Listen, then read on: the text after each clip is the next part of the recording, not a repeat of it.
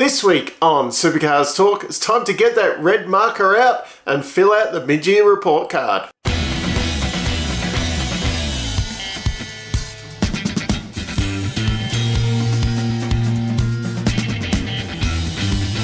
As has become a tradition around here, it's time to do our mid-season report card. Now, there will be some disagreements on this, of course, because your favourite driver may not have got the grade that you were expecting. Maybe they got higher, who knows? But also it's very hard at the moment to grade people with the whole parity question that's been going on. I've tried to adjust a little bit for that. I've probably been a bit gentle in some cases because it is still mid-season. They still have time to improve. So you will see someone's probably bordering on an E, which they haven't quite got yet. Yeah, down in the comments, who do you think should have got the E? But yeah, we'll go through it. I'll be starting off with the worst performing team and working through the two four-car teams get bunched together once again for this. But we will be kicking it off with the Blanchards. Todd Hazelwood currently sitting 20th in the points, 658 points, so he has 100% of the team points because he is by himself. Probably highlight for them this year was just missing out on the podium in Perth. They've seen the top 10 4 times, no podiums, no poles, no wins, no nothing really. Last in the team's championship, of course, with the one car. It's a bit hard to battle out of that position for them. It's difficult on this. They have got the Mustang to deal with, and they've only got one set of data in that. They are totally on their own. Todd doesn't have anyone else's data or anything to work off, which does make it a lot more difficult for these guys. That's why I've given the team overall a C, and I've given the driver, Todd, you get a C for the moment. There's room to improve, but yeah, it hasn't been, it's not like you've been the top Ford guy or anything like that. There's room to improve there. Next up, sitting 10th in the team's championship is PremiAir Racing.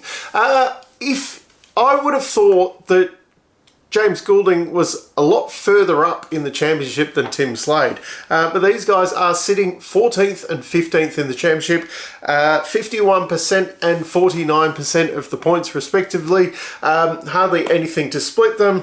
I was quite surprised that Goulding only 3 times in the top 10, while Slade had 7 top 10 finishes, which actually not terrible. It's not great, but it's not terrible. No real highlights. This team, though, they are slowly building. It's a question how much kind of data in that. Are they getting off 888 at the moment? Where's the setup direction and things like that? They are building. Questions now arising over team management and things like that. But yeah, they're okay. I've given the team a C overall, and both drivers get a B.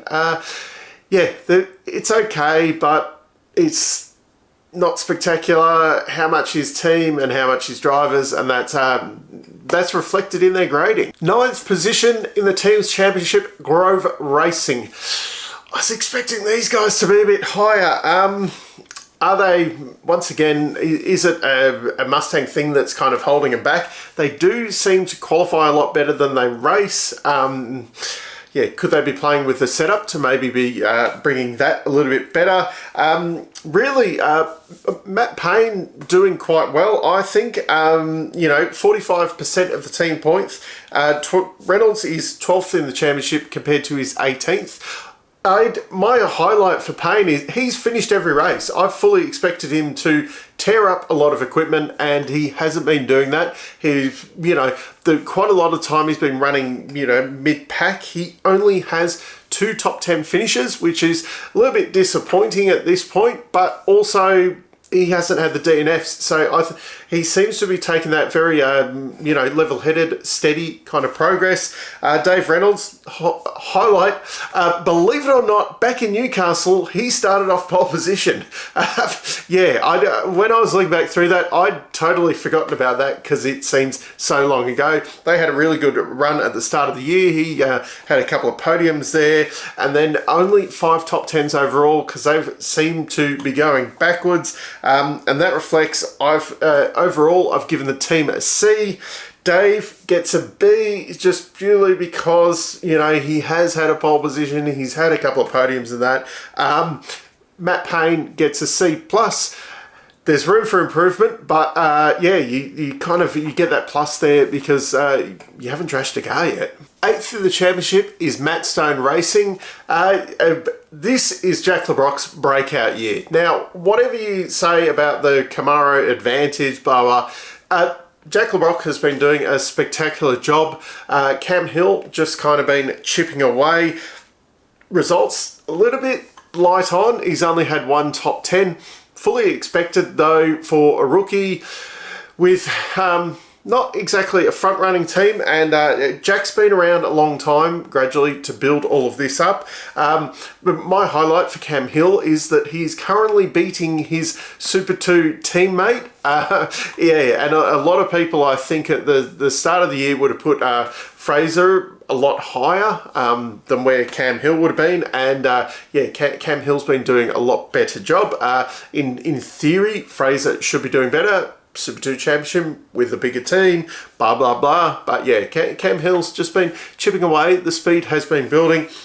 Jack Le Broc, on the other hand, pole position and a win there in Darwin. I think that's all we need to say about how Jack Le Broc has been doing so far this year. Overall, I've given the team a B+.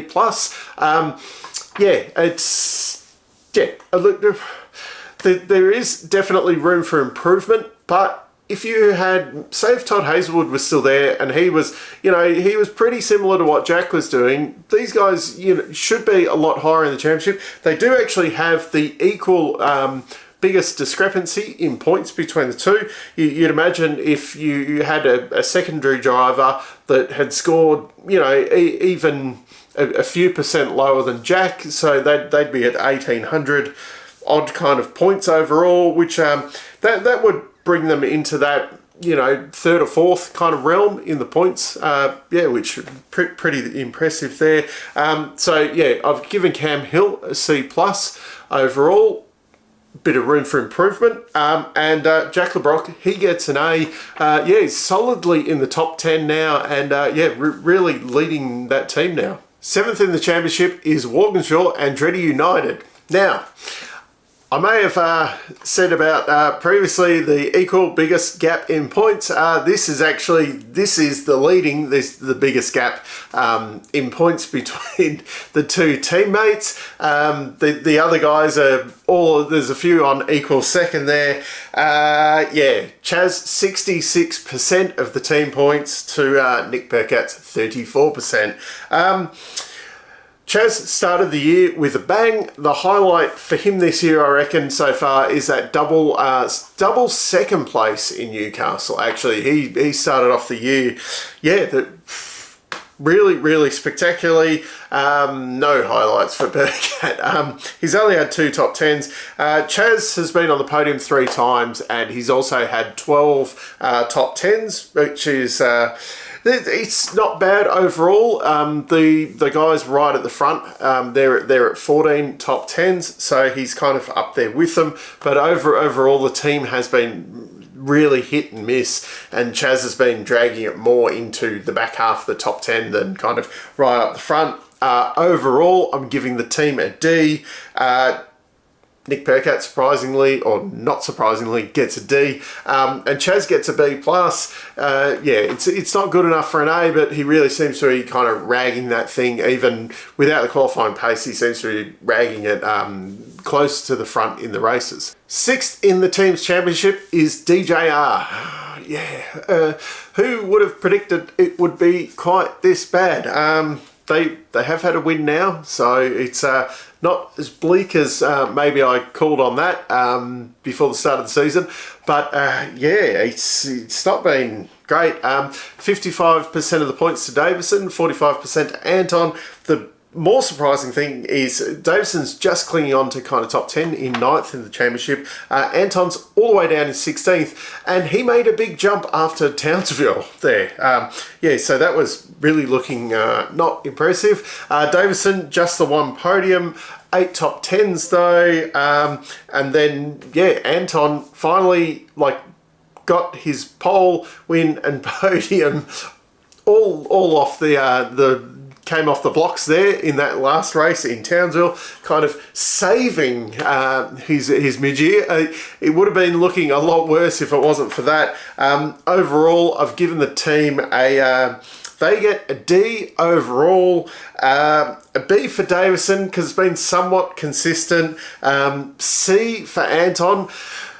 It would have been a D except for the win in Townsville. So yeah, that's saved him a letter grade. If he can continue with that kind of form though, yeah, he'll start progressing up the ranks. But yeah, there's definite room for improvement there. Team 18, 5th in the Teams Championship. That's actually really impressive. These guys, I've said this quite a few times, they've been very, very anonymous. They just kind of pop up in that kind of back half of the top 10, early teens, each race. There's the other, Frosty had his win in Darwin. Other than that, there hasn't really been, they've just kind of been middle of the road, which that reflects in their 10th and 13th in the championship. 52% of the points to Frosty, 48% to Pie. Yeah, it's nothing outstanding, but just quite solid. Yeah, been quite reasonable. 7 top 10s to Frosty, 5 to Pie. It's all just all middle of the road there. Overall, I'm giving the team a B. It's just a nice job. Frosty gets a B plus because he's had that win. It was just like watching the Frosty Vold. I really enjoyed watching that. Pie gets a C just because, I mean, it's, yeah, Frosty's just jumped up because of, you know, that one day in the sun. Yeah, whereas Pie's just been kind of middle of the road most of the year. The first of the 4-car teams, Tickford, 4th and 11th in the team's championships. It's hard because it's two-car teams kind of thing, but you kind of got to look at them as an overall. Waters, I mean, he won the first Gen 3 race. Hasn't been a lot to report back in after that. The rest of the team... Randall, probably the surprise there. He is actually doing better than Courtney. In the championship, you've got Randall in 17th, Courtney in 19th. Let's not talk about Fraser's championship position. Waters is in 7th. Not really where he should be. Non-surprisingly, Waters 36% of the team's points overall, with 23% to Courtney, 25% to Randall, 16% to Fraser. And then if you look at the two-car teams, obviously, you know, Waters and Courtney are right up there with some of the biggest discrepancies. Obviously, Courtney's had a few more issues, but it's not like, you know, Waters had his car burnt down as well, so yeah, it's not been all smooth sailing for Waters, even though Courtney's had issues. Fraser, yeah, it's funny that both of the teams have the same split with the points between the drivers. Obviously, a lot smaller points in the B team than what the A team is. Yeah, it's yeah. It is what it is. I'm giving Tickford A C. I'm giving Tickford B a D. Yeah, just because it is what it is. And then driver lineup wise, Tickford B. Randall gets a B because he's beating one of the drivers in the main team there. Fraser gets a D for disappointing. Yeah, he's last in the championship. Yeah. Then in the main team, I've given Courtney a D. yeah, he's the third best driver in the 4-car team. Waters gets a B+. There's been glimpses there. Obviously, things like in Darwin where the car burnt down while he was leading the race. Not great for him, but yeah, it's been few and far between. Is it all parity? Is it, are they a bit off, seeing where kind of the other cars in the team are? So hopefully we'll be able to level these guys up a bit towards the end of the year. The other 4-car team, Brad Jones Racing, is 3rd and 12th in the team's championship. So a little bit better and a little bit worse than Tickford there. The B team, nothing super to report about. Macca did get 2 top 10s in Melbourne. That's exciting. Suppose Smith, he's not last. So that's something to get excited about. Overall, the split between them is pretty good, with 55% to Macca, 45% to Smith, and then 56 and 44 for the main drivers. When you look overall as a team, Jaime, 35% overall, so that's very, very kind of even compared to the the way the Tickford guys were split. 28, 20 and 17% for the rest of the team. It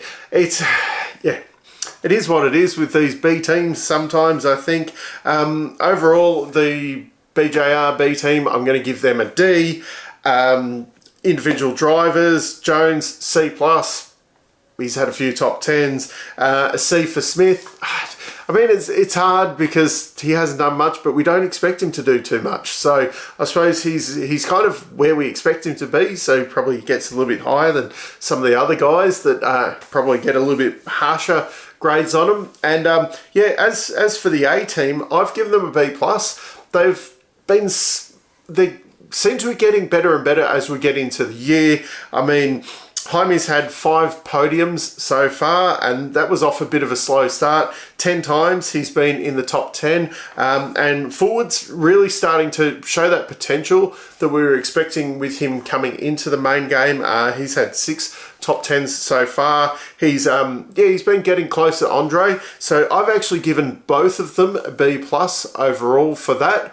A little bit soft or maybe generous on that, but yeah, it's probably reflecting. I mean, Jaime's doing a very good job, and Fullwood's been, getting closer to him. So that's why I've given them those results. Now, it's funny saying this, but Triple Eight is in 2nd position in the team's championship. They're not too far behind now, but they still are behind in the team's championship. So, 4 wins to Feeney, 3 to Shane. They've won the most races so far this year. Poles, they're not far off. They've got 3 and 2 each. Podiums, 9 and 7. Top 10s, they've both had 14, which seems to be a thing with these guys up the front, because the Erebus boys are at the same level. It's just, it hasn't quite been the same Triple Eight or as quite the same Shane Van Gisbergen. Feeney's definitely stepped up to another level.